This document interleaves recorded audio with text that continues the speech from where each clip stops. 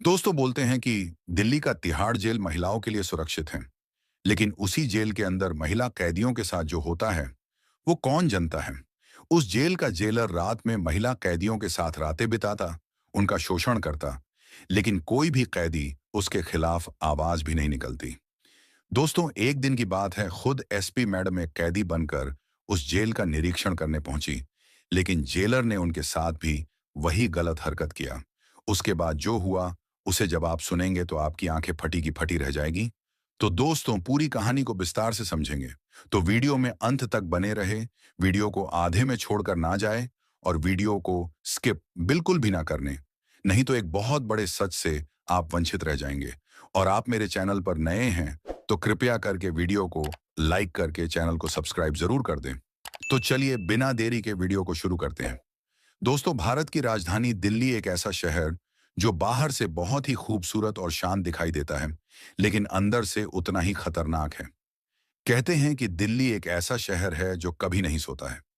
दोस्तों, उसी दिल्ली शहर में शिवानी ठाकुर नाम की एएसपी मैडम अपने पद पर नियुक्त थी।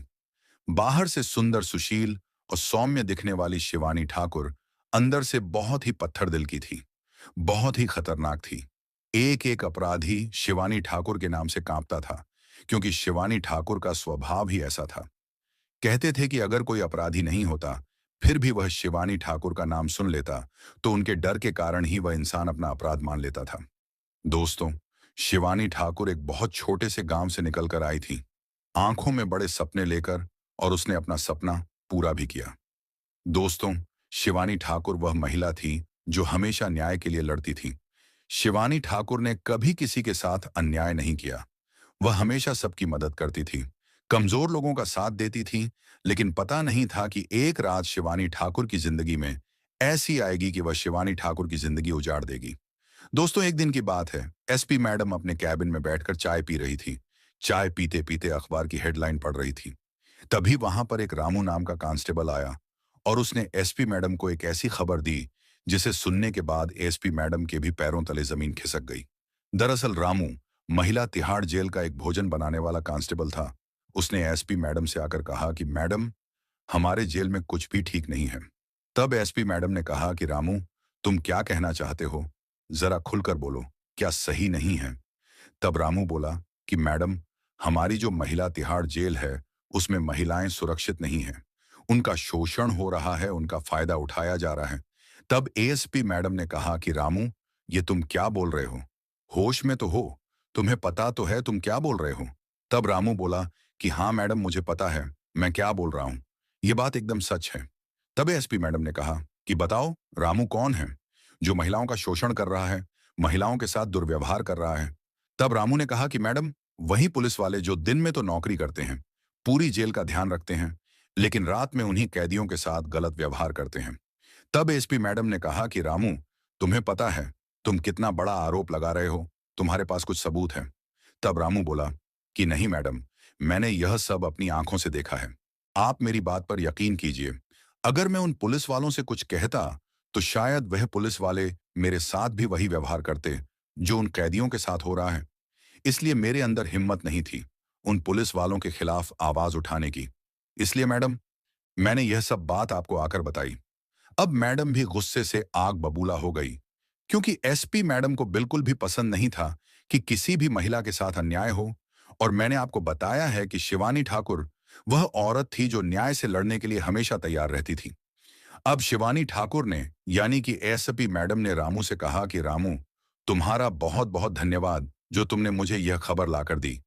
लेकिन रामू, एक बात बताओ कि जब मैं पिछले सप्ताह उस जेल में आई थी, तब किसी भी महिला ने मुझे यह बात क्यों नहीं बताई? तब रामू ने कहा कि मैडम, वहां पर जितने भी पुलिस वाले हैं, वह सभी कैदियों को डरा धमका कर रखते हैं।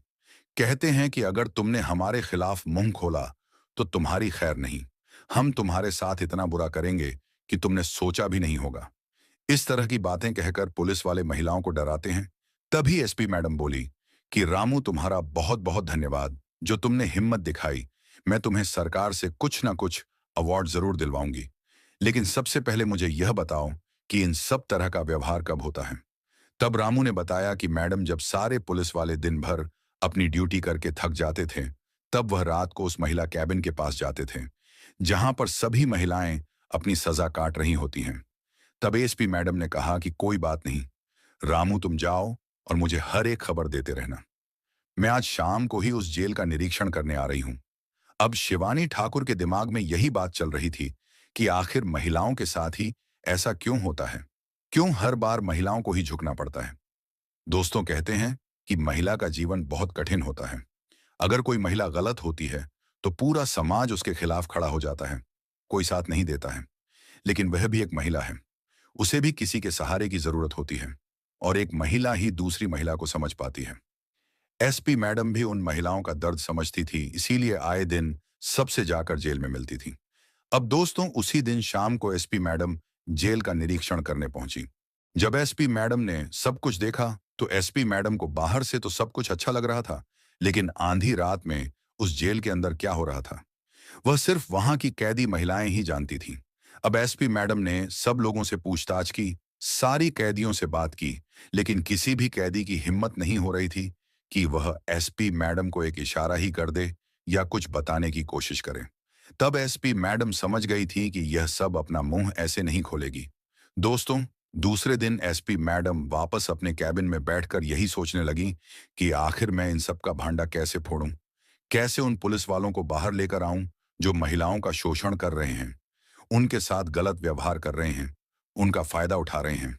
तब एसपी मैडम ने सोचा कि अगर मुझे पर्दाफाश करना है तो मुझे ही आज रात जेल में कैदी बनकर जाना पड़ेगा। अब दोस्तों वह रात आ ही गई थी जिस रात ने एसपी मैडम की जिंदगी उजाड़ दी थी। लेकिन किस तरह एसपी मैडम इन सब से लड़ी और जीती, यह भी मैं आपको वीडियो में आगे बताऊंगा। दोस्तों पर 18 मार्च गुरुवार का दिन था। रात के 2 बज रहे थे। कुछ पुलिसकर्मी ड्यूटी पर सो रहे थे, कुछ पुलिसकर्मी रखवाली कर रहे थे और कुछ पुलिसकर्मी महिलाओं के साथ इस मौज मस्ती कर रहे थे और उनका फायदा उठा रहे थे।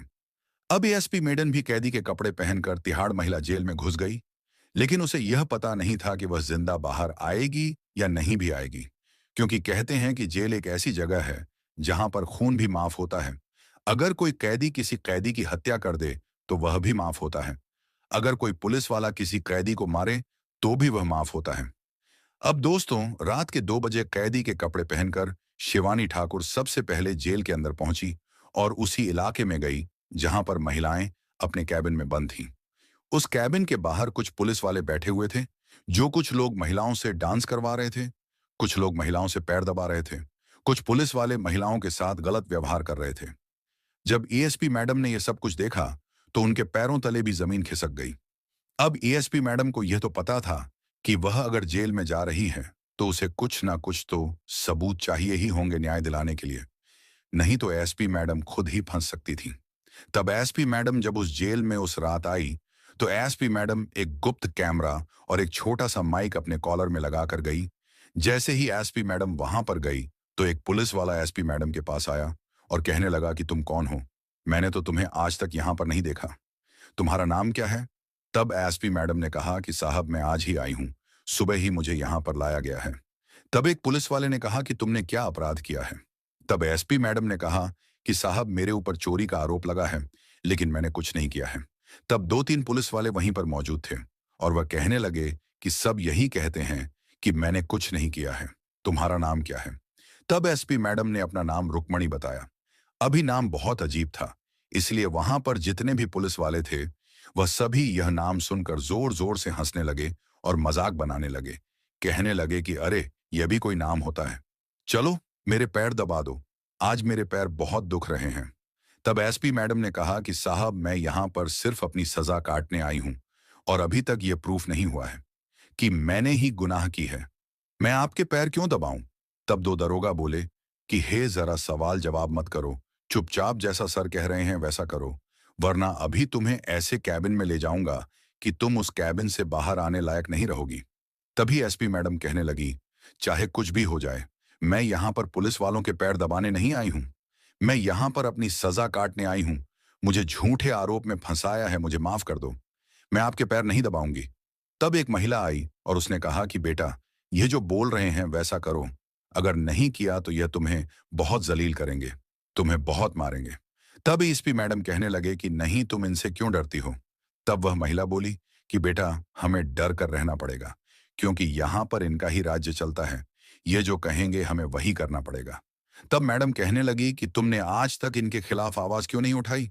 इतने में दरोगा का आया और उसने एएसपी मैडम का हाथ पकड़ लिया और कहने लगा कि चलो, बहुत ज्यादा सवाल जवाब करने आ रहे हैं ना तुम्हें। चलो तुम्हें ऐसे हालात में लेकर जाता हूं कि तुम वहां से बाहर नहीं आ पाओगी। अब एसपी मैडम को समझ में आ गया था कि अगर मुझे यह सब भंडा फोड़ना है तो इस दरोगा के साथ जाना ही पड़ेगा। अब दो दरोगा एसपी मैडम को एक कैबिन में लेकर गए।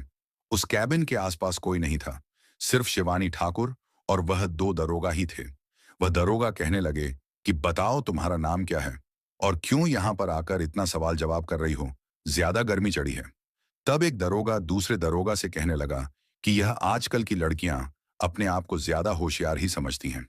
ये जानती नहीं हैं कि अगर हम पुलिस वाले एक अच्छे दोस्त बन सकते हैं तो उससे बुरे दुश्मन भी बन सकते हैं। तब एसपी मैडम कहने लगी कि साहब, आप दोनों मुझे यहां पर क्यों लेकर आए हो? मैंने क्या गलत कहा?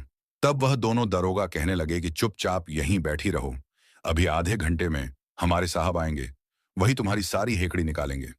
इतने में एसपी मैडम का दिमाग चला और एसपी मैडम ने उन दोनों दरोगा को अपनी सच्चाई बता दी।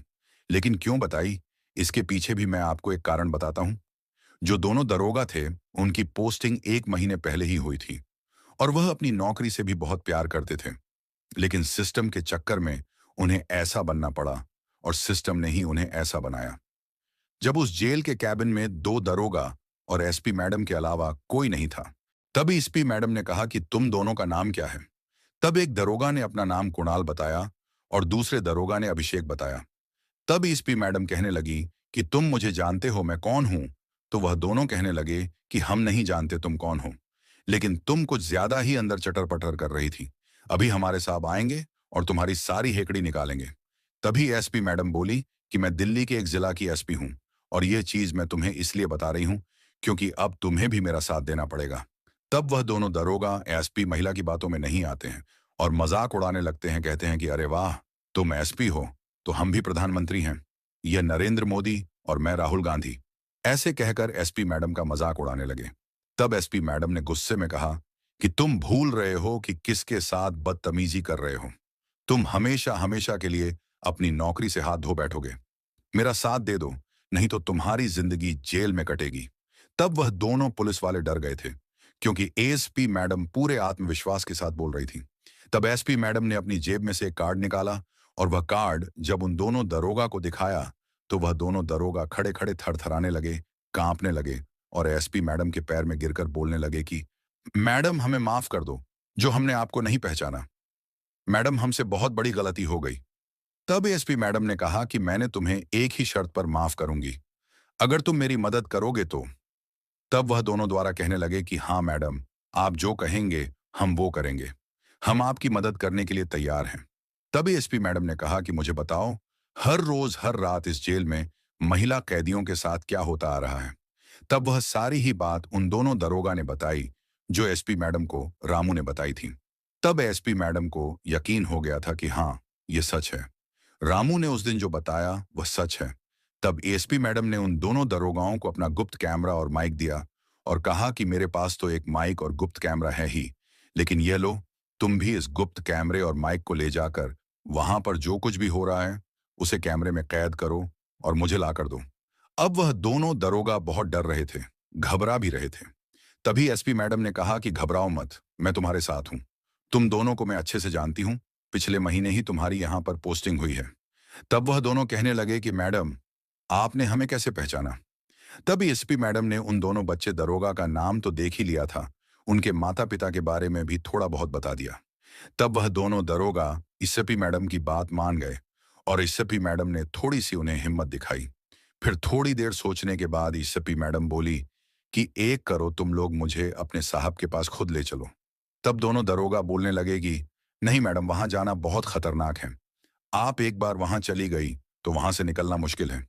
फिर एसपी मैडम ने बोला, तुम लोग चिंता मत करो, मैं सब संभाल लूंगी, तुम मुझे वहां लेकर चलो। और हाँ, तुम लोग वहां पर मुझसे डर कर बातें मत करना, जैसे तुमने हमसे पहले बात की थी उसी तरह बातें करना और उसके सामने थोड़ा भी मत डरना, नहीं तो उसे शक हो जाएगा। और कैमरा को अच्छे से छुपा लेना। और हाँ, एक बात का ध्यान रखना, अगर वह जेलर तुम्हें वहां से जाने को बोलेंगे तो बिना कुछ बोले वहां से निकल जाना और सीधा उस सब पुलिस वालों के पास चले जाना जहां नाम वो सब चल रहा है। एसपी मैडम के इतना कहने के बाद दोनों दरोगा समझ गए कि उन्हें क्या करना है और एसपी मैडम को लेकर सीधा जेलर के पास जाने लगे। दोनों दरोगा एसपी मैडम को जेल के उस हिस्से में ले गया जिसे आम कैदियों के लिए निषिद्ध माना जाता था। वहां था जेलर रंजीत यादव का कमरा, एक आलीशान ऑफिस, दीवारों पर तस्वीरें, मेज पर रखी शराब की बोतल और एक कोने में आरामदेह सोफा। जेल के भीतर एक अलग ही दुनिया। दोनों दरोगा वहां ले जाने के बाद जेलर से बोले, साहब ये नई आई हैं और बहुत ज्यादा बोल रही हैं। इससे बोला गया कि हमारा पैर दबा दो, तो इसने मना कर दिया और बोलने लगी कि मैं यहां किसी की नौकर नहीं हूं, मैं यहां अपनी सजा कटने आई हूं। ये बात सुनकर जेलर बोला, आओ नई रानी। रंजीत ने कुर्सी पर बैठे बैठे कहा, नाम क्या बताया था? रुक्मणी, अच्छा नाम है, लेकिन अब तुम्हारा नाम वही होगा जो मैं बुलाना चाहूं। उसकी आंखों में वैशीपन था। एसपी मैडम ने नजरें नीची कर ली, लेकिन भीतर ही भीतर उसकी नसें तन चुकी थीं। कैमरा अब भी चालू था, माइक्रो कैमरा सब रिकॉर्ड कर रहा था। रंजीत ने आगे बढ़कर उसकी ओढ़नी खींचनी चाही, लेकिन तभी एसपी मैडम एक झटका देकर पीछे हट गई। डरती हो? जी, एसपी मैडम ने कांपती आवाज में कहा। रंजीत हंसा। अभी तो शुरुआत है, यहां डरने की नहीं, आदत डालने की जरूरत होती है। उसके बाद वह जेलर उन दोनों दरोगा को वहां से जाने को बोला कि तुम जाओ, अब मैं इसे देखता हूं कि यह क्या चीज है। अब तुम्हारा कोई काम नहीं। अब इतना सुनते ही दोनों दरोगा एसपी मैडम के कहे अनुसार चुपचाप वहां से निकल गए और दोनों दरोगा कैमरा और माइक लेकर वहां पर चले गए जहां पर सारे पुलिस वाले बैठे हुए थे और महिला कैदियों का शोषण कर रहे थे और सब कुछ रिकॉर्ड करने लगे।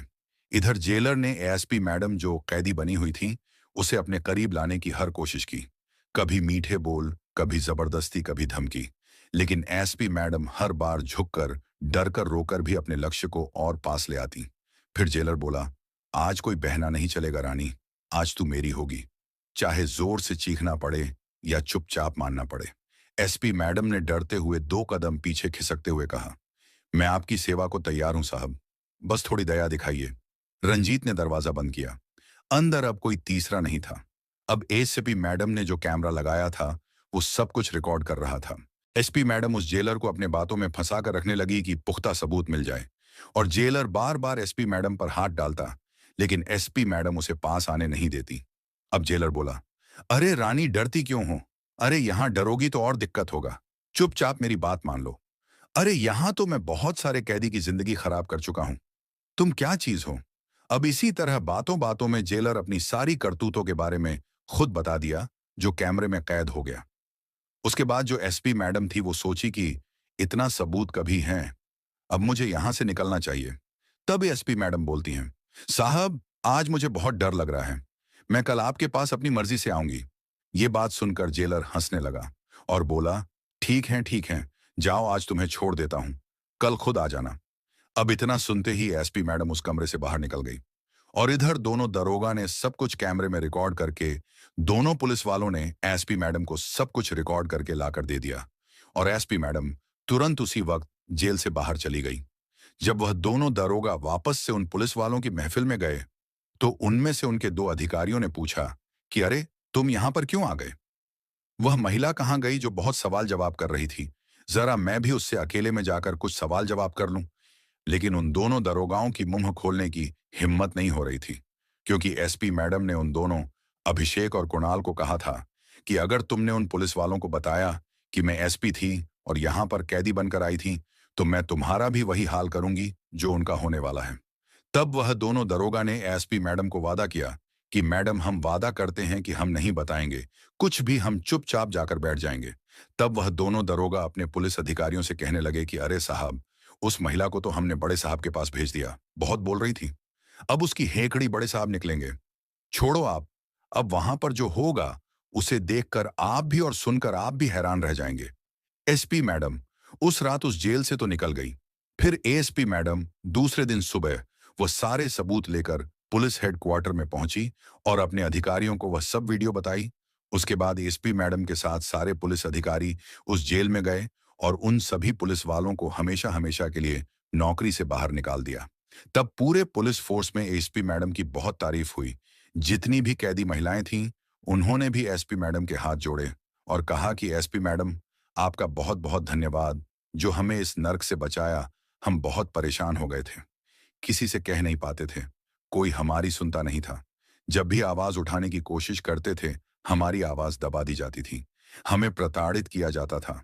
तब जो मुख्य पुलिस अधिकारी थे, उन्होंने भी एएसपी मैडम की बहुत तारीफ की। उन सारे पुलिस वालों को सजा भी हुई और हमेशा हमेशा के लिए उनकी नौकरी भी छीन ली गई, क्योंकि जो अपराध उन पुलिस वालों ने किया था, वह अपराध कोई साधारण नहीं था। दोस्तों, तो इस तरह से एसपी मैडम ने इस घटना का भांडा फोड़ा। तो आप सबको ये वीडियो कैसी लगी? अगर आप सभी को ये वीडियो पसंद आई हो, तो वीडियो को लाइक कर देना और हमारे चैनल को सब्सक्राइब कर देना। मिलते हैं अगली वीडियो, तब तक खुश रहें, सुरक्षित रहें। धन्यवाद। जय हिंद, जय भारत।